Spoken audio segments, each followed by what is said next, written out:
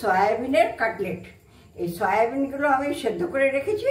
এবার জলটা চিপড়ে নিয়ে মিক্সিতে একটু গ্রাইন্ড করে নেব। আর তার সঙ্গে এই আলুটা আছে, এই আলুটা আমি ম্যাশ করে দিয়ে দেবো। গ্রেট করে নিয়ে এসছি। এই যে দেখতে পাচ্ছেন তো, ঝুরঝুরে হয়েছে। তার মধ্যে লঙ্কা আর এই আদা, সামান্য একটু আদা গ্রেট করে দিলাম, পরিমাণ মতো নুন দিলাম, একটু হলুদ দিলাম, জিরার গুঁড়ো দিলাম, ধনের গুঁড়ো দিলাম। হ্যাঁ, এই আলুটা সিদ্ধ করে রেখেছি না, সেই আলুর ম্যাশ করে দিয়ে দেবো একটু। হ্যাঁ, এটার সঙ্গে ভালো করে চটকে, তাহলে হবে বাইন্ডিংটা ভালো হবে। এই যে আমি ছেড়ে দিলাম তেলের মধ্যে, তেলে ছেড়ে দিয়ে আমি এটাকে ভালো করে নাড়তে থাকি। একটু ভাজা মশলার গুঁড়ো দিয়ে দিলাম। হ্যাঁ, সব কিছু আমি ডবল কোট দিলাম। হ্যাঁ, সিঙ্গেল কোট দিইনি, ডবল কোট দিয়েছি।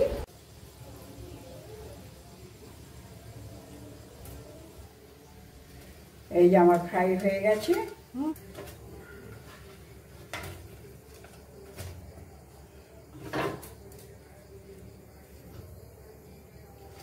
এই যে হলো সয়াবিনের কাটলেট।